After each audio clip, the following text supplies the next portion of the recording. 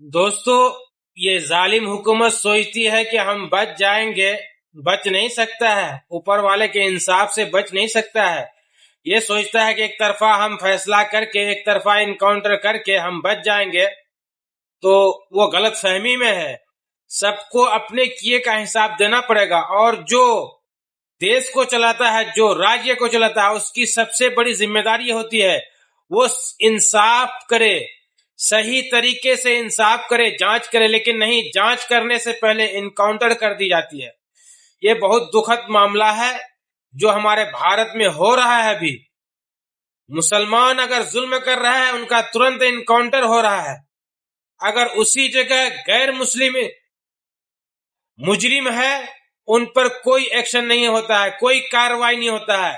تو یہ سرکار سوچتی ہے کہ ہمارے ہاتھ میں ابھی ستا ہے، ہم ستا کے بل بوتے جو کرنا چاہیں گے کر لیں گے۔ لیکن ایک بات یاد رکھو، اوپر والے، تم اگر ایشور کو مانتے ہو تو ایشور سے ڈرو، اگر تم اللہ کو مانتے ہو تو اس اللہ سے ڈرو جس نے پوری جہان کو بنایا ہے، انسان کو سب سے اچھا مخلوقات بنایا ہے، ان کو عقل سلیم دی ہے، سمجھداری دی ہے، تو سمجھ سے کام لینا چاہیے۔ اگر تم رام کو مانتے ہو تو رام سے ڈرو کہ رام انصاف کے راستے پر چلنے کے لیے کہتا ہے، غلط راستے پہ چلنے کے لیے نہیں کہتا ہے۔ لیکن تم اس طریقے سے جو فیصلے کر رہے ہو مسلمانوں کے خلاف، مسلمانوں کے عبادت گاہوں کو توڑ رہے ہو، مسلمانوں کے مدرسے کو بین کر رہے ہو، اور مسلمانوں کے مسجدوں کو توڑ رہے ہو، یہ تم غلط فہمی میں ہو کہ ہمارے ہاتھ میں ستا ہے، ہم کچھ کر لیں گے۔ لیکن کچھ تو کر رہے ہو ستا کی بل بوتے، لیکن اوپر والے کی جب مار پڑے گی، کوئی بچانے والا نہیں ہوگا، کوئی پوچھنے والا نہیں ہوگا، ان کی لاٹھی میں بہت درد ہوتا ہے۔ یہ بات سوچ لو، چاہے تمہارے ہاتھ میں ستا ہے چاہے نہیں ہے، انسان ہو، انسانیت کے ناطے ایک لیبل پر فیصلہ کرو۔ یہ مت سوچو کہ یہ ہندو ہے، یہ دلت ہے، یہ آدیواسی ہے، ہم اوپر درجے کے ہیں تو ہم اوپر درجے کے حساب سے فیصلے کریں گے۔ یہ غلط فیصلہ ہے تمہارا۔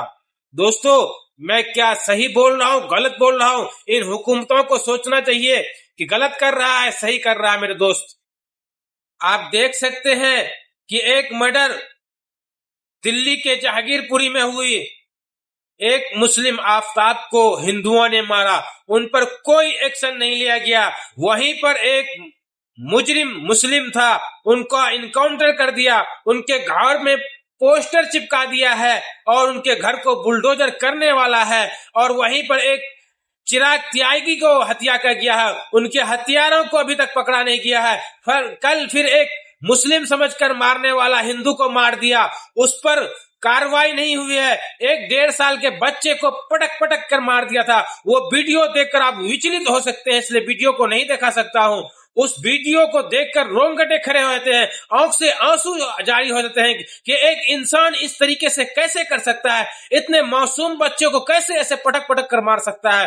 لیکن ان کا انکاؤنٹر نہیں ہوا۔ میرے دوستو، سوچنے والی بات ہے۔ یہ ظالم سوچتا ہے کہ ہمارے ہاتھ میں طاقت ہے، ہم کچھ بھی کر سکتے ہیں، کر لو، کچھ بھی کر لو۔ کتنا سال تمہاری عمر ہوگی؟ 60 سال، 65 سال، 70 سال، 80 سال، اس سے زیادہ کی عمر آج کل ہوتی بھی نہیں ہے میرے دوستو۔ اس لیے دنیا میں رہنا ہے تو سب کو لے کر چلو، انصاف کرو۔ انصاف کرو گے تو آگے آنے والی نسلیں تم کو یاد کرے گی۔ اگر ظلم کرو گے تو ظلم کی تاریخ زیادہ دن تک نہیں رہتی ہے، وہ مٹ جاتی ہے۔ تو دوستو، ویڈیو کو شیئر کیجئے۔ اگر ان ظالم حکومتوں کو ایسا لگتا ہے، میری باتوں سے اچھا لگتا ہے، وہ اپنے ارادہ کو بدلے اور انصاف کے راستے پر چلے میرے دوست۔